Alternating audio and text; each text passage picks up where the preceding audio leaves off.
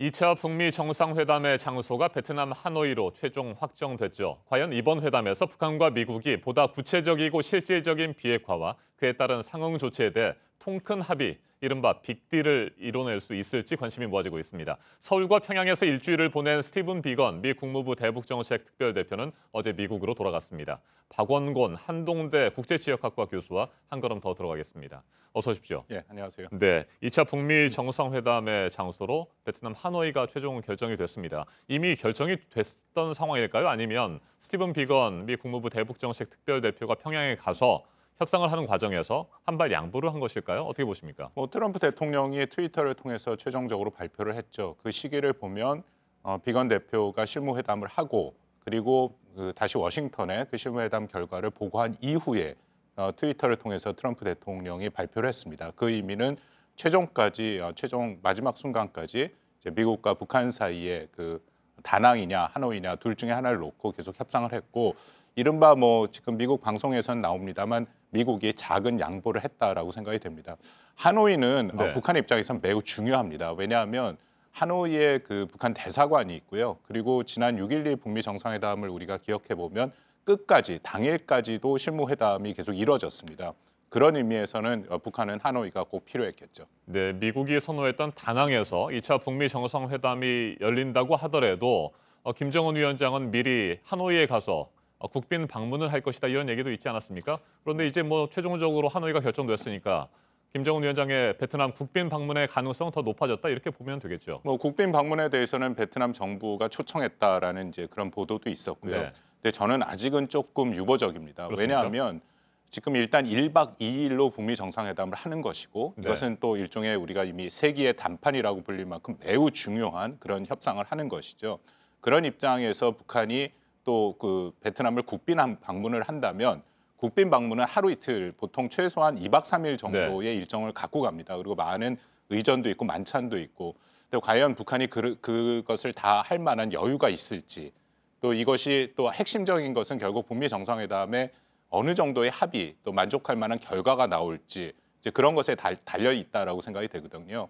그리고 특히 이제 김정은 위원장 입장에서는 그렇게 오랫동안 평양을 비우는 것에 대한 또 좀 부담도 있을 것 같고 그래서 그것은 조금 두고 봐야 될 것 같습니다. 다만 베트남 하노이까지 간 이상 그 네. 베트남 주석을 만나서 정상회담을 하는 그 정도는 가능하다라고 생각이 됩니다. 네, 27일과 28일 이틀 동안 2차 북미 정상회담이 열리는데 사흘 전쯤인 24일에 하노이에 들어가서 3대 도시인 하이퐁 이런데 그다음에 하롱베이를 찾을 것이다 이런 예상도 좀 나왔습니다만 좀 신중하게 지켜볼 필요가 있다 이런 말씀이시군요. 그렇죠. 지난번 싱가포르 회담에서도 결국 마지막 날, 네. 그러니까 바로 전날 밤 늦게 이제 그 싱가포르 시내를 좀 돌아보고 그리고 북미 정상회담이 끝난 직후에 또 이제 다시 북한으로 돌아갔지 않습니까?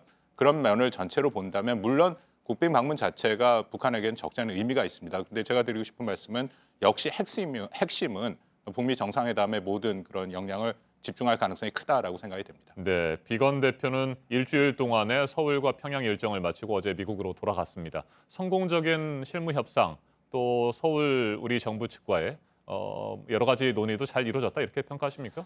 저는 일단 가장 고무적인 것은 한국과의 굉장히 긴밀한 협조가 이루어졌다는 네. 거죠. 평양에 가기 전에 우리 정의용 실장을 비롯해 강경호 장관과 또 이도훈 평화교섭본부장을 다 만났고요. 갔다 와서도 다 만났습니다. 그리고 알려진 것처럼 어제는 이제 우리 국회의원들 여야를 다 만났고 이것은 그만큼 충분하게 미국이 한국과 사전 사후에 협력을 하고 있다. 매우 고무적이다라고 생각이 되고요.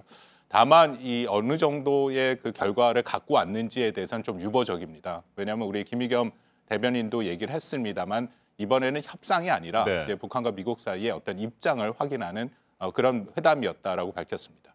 합의문 초안을 작성하는 단계까지는 그렇다면 들어가지 않았을 것으로 보십니까? 예, 여전히 저는 북미 간의 차이가 있다라고 보고요. 네. 김의겸 대변인도 얘기했고 또 비건 대표가 강경화 장관을 만난 모두 발언에서 여전히 논의 중이다. 그리고 난제가 많이 있다라고 지금 얘기를 하고 있습니다. 그래서 합의문은 지난번에 6.12 그 1차 북미 정상회담에서도 볼 수 있듯이 아마 그 최종일 당일 네. 이전까지 이제 계속 합의문 작성은 계속 지속되리라고 생각이 됩니다. 네, 그럼에도 불구하고 여러 가지 가능성들이 나오는데 종전선언 관련 문구라든지 영변 핵시설의 부분 신고 문제 이런 것들은 합의문에 넣기로 어느 정도 의견을 모았다. 북한과 미국이 말이죠. 그런 얘기가 나오는데 그렇다고 보십니까? 합의문은 지난 6.12 북미 정상회담에 따라서 그 합의에 따라서 아마 작성될 거라고 네. 생각이 되고요.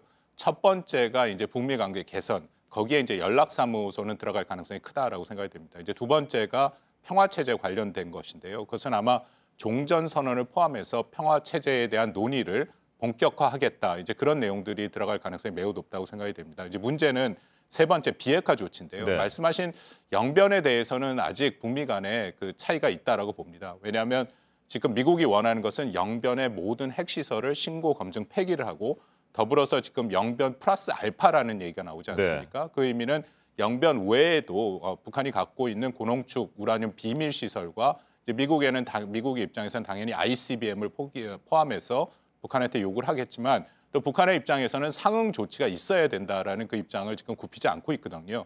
그러니까 선후 관계도 있고 상응 조치의 수준, 핵심은 결국 경제 제재 문제인데 경제 제재를 어느 정도로 해제할 것이냐. 이제 그것에 대해서는 북미 간에 아직까지 합의를 보지 못했다라고 생각이 됩니다. 네, 트럼프 대통령은 트위터에 북한이 경제 강국이 될 것이다. 그러면서 경제 로켓이라는 표현도 쓰지 않았습니까? 뭐 경제 제재 완화와 관련해서 좀 뭐 청신호로 받아들일 수 있는 상황이기도 한데 북한 입장에서는 말이죠. 이건 어떻게 보십니까? 북한의 입장에서는 경제 제재의 그 완화가 매우 중요하죠. 네. 지금 경제 이미 그런 압박을 이제 적잖게 받고 있는 상황이기 때문에 가장 핵심적이고 또 트럼프 대통령은 그 부분을 잘 알고 일종의 그 북한의 비핵화 조치를 유인하기 위해서 작년 6.12 북미 정상회담에도 기억하시겠지만 동영상을 만들어서 네. 보여줬습니다. 그래서 같은 맥락에서 계속 얘기를 하고 있는데 이제 문제는 트럼프 대통령이 얘기하고 있는 것은 북한의 입장에서는 좀 너무 먼 이 얘기를 하고 있죠. 지금 북한이 당장 원하는 것은 미국과 이제 국제사회가 부과하는 경제 제재 해제인데 지금 트럼프 대통령이 얘기하고 있는 것은 그 이후쯤 되는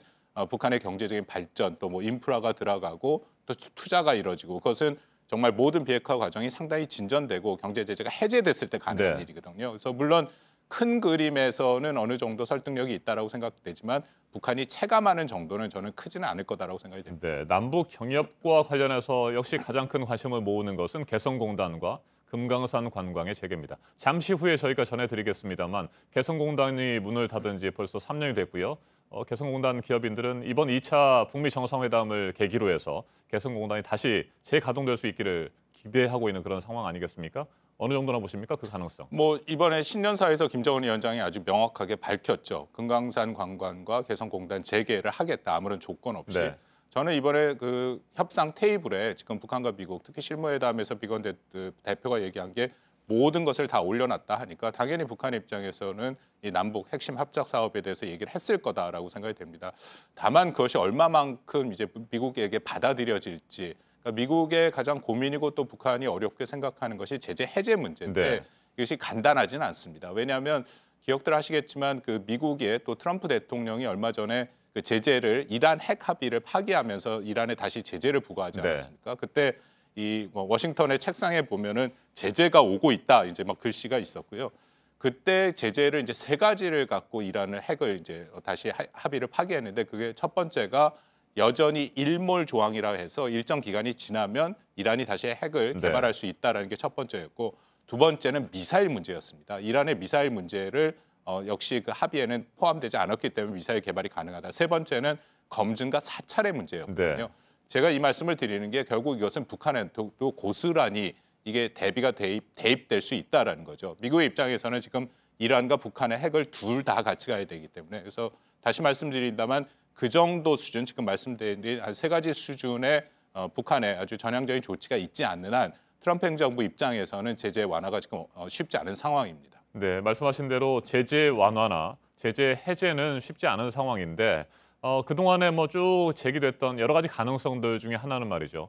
금강산 관광과 개성공단의 경우 제재 해제 제재 완화는 아니더라도 제재 대상의 예외 그 사업으로 인정을 해주는 부분 뭐 여러 가지 뭐 법리적으로나 국제법상으로서 검토도 이루어진 것으로 보이는데 그럴 가능성은 없다고 보십니까? 뭐 그것은 역시 북한이 어떤 비핵화의 그 조치를 하느냐에 따라 달려 있다고 생각되고요. 뭐 저는 그 비건 대표가 지난 31일 날 연설에서도 얘기를 했습니다만 모든 북한의 비핵화가 완전히 완결될 때까지 제재 해제를 하지 않는다라는 것은 아니다. 네. 그러니까 말이 좀 이렇게 부정의 부정인데요. 그 좀 표현이 의미는 다르잖아요. 예, 그 의미는 북한이 어느 정도 비핵화 조치를 하면 거기에 네. 상응 조치로 제재 완화가 가능하다 그런 의미입니다. 만약 그렇다면은 일단 항상 같은 경우에는 재개의 가능성이 좀 있죠. 근데 여전히 그것은 북한이 어느 정도 수준에서 비핵화 조치를 하느냐에 좀 달려 있다라고 생각이 됩니다. 네, 비건 미국 대표 그리고 그 협상 파트너인 김혁철 전 스페인 북한 대사 이제 뭐 베트남에서 만나서 실무 협상을 이어가게 될까요? 지금 뭐 김의겸 대변인의 말에 의하면 지금 17일 주간에 지금 네. 다시 만난다라고 얘기했으면 아마 베트남 하노이가 되지 않을까 가능성이 있는데요. 아마 그 실무회담은 말씀드린 것처럼 27일 그 당일 전까지도 아마 지속될 가능성이 있다고 생각이 됩니다. 알겠습니다. 긴박하게 협상들이 진행이 되겠군요. 박원곤 교수님 말씀 잘 들었습니다.